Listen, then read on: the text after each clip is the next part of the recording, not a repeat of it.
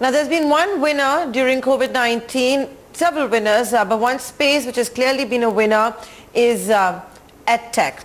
My next guest today, the startup has, the whiz kids from Harvard Business School. It has ideas and experts from MIT alumni on board. It's Rocket Learning, and joining me are two founders, Namya Mahajan, the co-founder, as well as Vishal Sunil.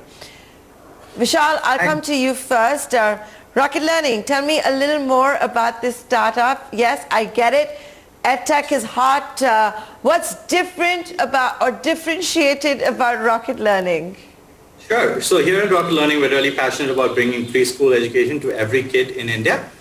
We do this through two innovative techniques, right? Which is by leveraging parents as the natural educators that they are, and technology to really help us achieve scale and return on investment quickly, right? So what we do is we create a two-way education ecosystem where we send daily play-based and discovery learning-based activities straight to the parents' phones in virtual classrooms. And they send us back videos of them doing these activities with their cute little kiddos. So we're really excited about pioneering this new approach. Okay, Namya, let me come to you now. Pioneering, differentiated approach is what Vishal is saying. Do you want to elaborate on that? How is it differentiated? Yes, I'd love to. I think one of the differences is that we're thinking very much from the point of view of the parents, right? So if you think of a low-income parent, we want to meet them where they are.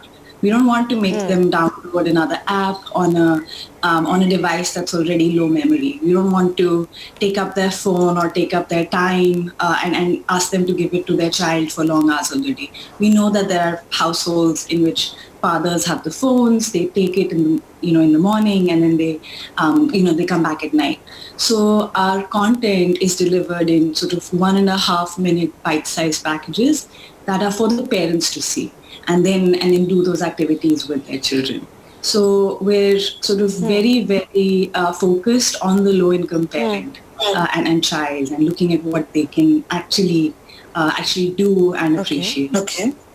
Yeah, but just to add on that, there's also a great framework that we're So Namya, when you do that, when you go...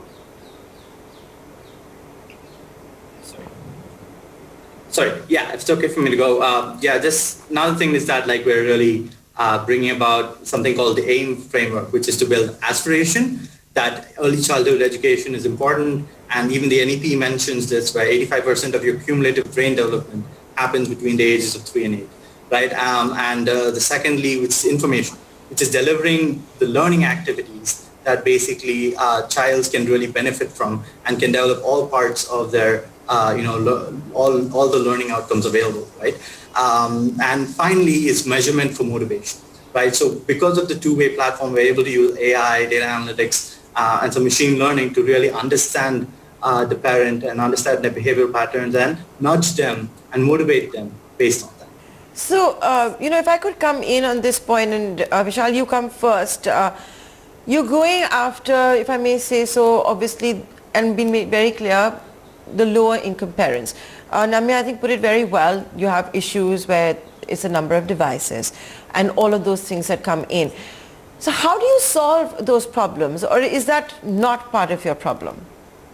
It definitely is, and we're really innovating to solve that, right? Like by keeping the data sizes low, reaching them, as Namya said, where they are, not making them download a new app. A lot of the interventions that have been done are about downloading a new app, and a lot of parents have geo, right? So how do we get them, how do we make it compatible with everything? But if we use platforms like WhatsApp or even SMS to sort of reach directly to them, we're taking the hassle out of them. Second thing is that to benefit from it, I think the barrier to entry is very low, right? So basically we're trying to keep that as low as possible and as easy as possible to do with just household objects around you. No need for any specialized material. Even books and pens aren't required because it's play-based and discovery-based. And all of this is based on some solid research, and our content expert, who's also Namya, can also expound more on that. So as Vishal said, right, on the sort of information side, we ensure that, the content that we do is based on household utensils. So you can count, onions and tomatoes as well as you can count anything else, right? You can use, you don't need sort of toys, you don't even need pens and papers. For writing, we've done things like have haldi and water mixed, and sort of you write on something with your hands, or you write in atta, which anyways is better for tiny fingers. So that's the way we're solving, I think, the information piece. And I think the AIM framework comes from, I led Seva's Federation of 100 cooperatives for a few years before this. And, we realized that in EdTech, it's all information. And that only catches the most motivated parents who would perhaps have done something anyway. If we need to catch every parent, we need to bring in that aspiration, and we need to bring in continuous motivation. Otherwise, there's no hope of catching, the working mothers. And poor mothers are working mothers. So how do you, make it something that they want to do every day and can do? Okay, so Namya, let me come to you this, so you're trying to use platforms that they already have, whether it is WhatsApp, make them use less data because, it's going to be of lower resolution, smaller bits. I take all of that. You give me all these examples on how you'll use practical solutions, whether it's actually counting tomatoes, onions, all of that. So from what you're telling me, therefore, is this only for the younger children? Is the plan to scale up and maybe even have, let's say, the CBSE program? Yeah, so I think, as Vishal mentioned, we feel very passionately that starting at the pre-primary age is actually one of the most important and missing components in India at the moment in the education system, because more than 85% of your brain development already occurs by the age of 6, which means that if children don't have those neurological connections built, then they might fundamentally become less capable than their high-income peers, right? And children at that age, low-income children especially, have no stimulation either in institutions or at home. So if we don't correct this sort of fundamental inequality, then children are, it's very hard to have remedial education later and later in life. We think if we can intervene at the early childhood stage, we can actually solve some of the inequalities that sort of children face later in life.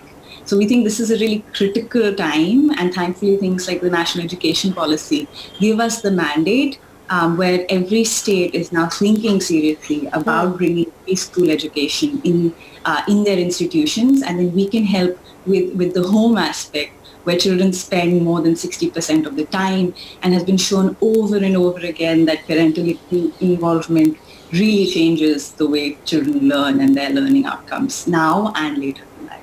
So Vishal, you came back from the US, you joined hands with others to roll out this startup where you're solving a big problem in India. I know it's early days, but what kind of progress have you folks made so far? Sure, it's a great question. So basically we're in around 2 states already fully operational, third going to start soon, with around 4,000 Anganwadi centers and preschools, both of which we work with, and reaching around 10 to 12 parents per school, so that's around 40 to 50,000 parents overall. And we're seeing really great progress back, right, where we receive around 20 to 30,000 messages back every day, video and photo alone, right? Which, and not surprising that parents love to share photos and videos of their cute kiddos. But so we're really happy about the progress that we've made. We've also seen, not just in terms of pure numbers, in terms of rates as well, right? Being can go as high as 80% participation rate of those who are receiving the messages, right? So I think that's also something that's really happening for us and sustains over a long time. Okay, so you've, as you scale up, the challenges you would have faced would be manifold, right? And I want to talk to you about one of them, which is, let's say, language. Isn't that a big problem? And how are you working around that? Because you'll have to be in so many languages. Absolutely. So right now we're in Maharashtra, so we have Marathi content, and we're in Chandigarh where we use Hindi. And I mean, there is a large swath of Hindi-speaking India, so we're planning to maybe work in Uttar Pradesh or Madhya Pradesh yet next. which can also use sort of Hindi content. I think going forward, one of the things we're most excited about is the fact that, we're building a community of learners. We're mobilizing parents and teachers as a digital community. So maybe the way, in TikTok or in Facebook, the challenges used to be made by the creators, and then later, the community itself took over, right? We're hoping that at some point there will be teachers, there will be parents who are happy to sort of create those activities, and those will be the most local and contextual, right? They will be made in the most local dialect. They'll be made using local materials. And so once we maybe give indications of that can happen. So at the moment, we're relying on sort of translators and teachers from different regions to help make that content for us. And it's all vetted centrally. But maybe at some point where, the hope is that the community and the department will take over.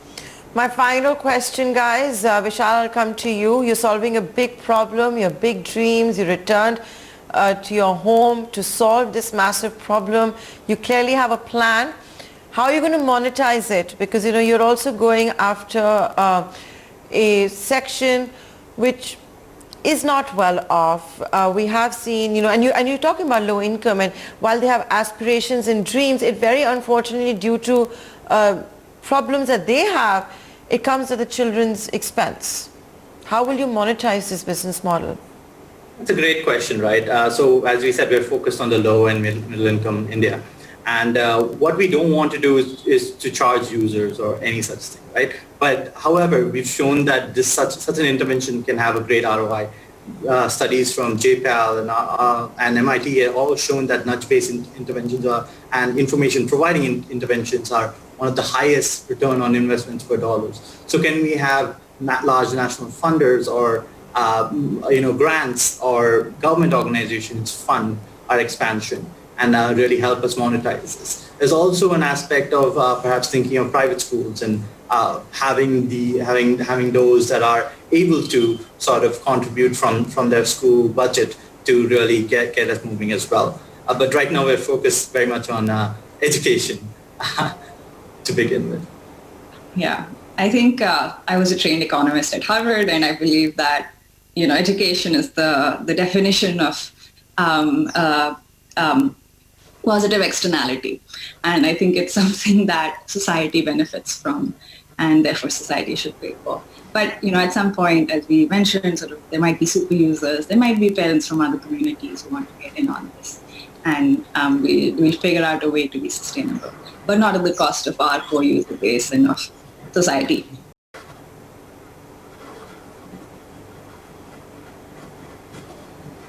Big dreams, big plans, solving real problems. Here's wishing both of you and the entire team at Rocket Learning all the very best.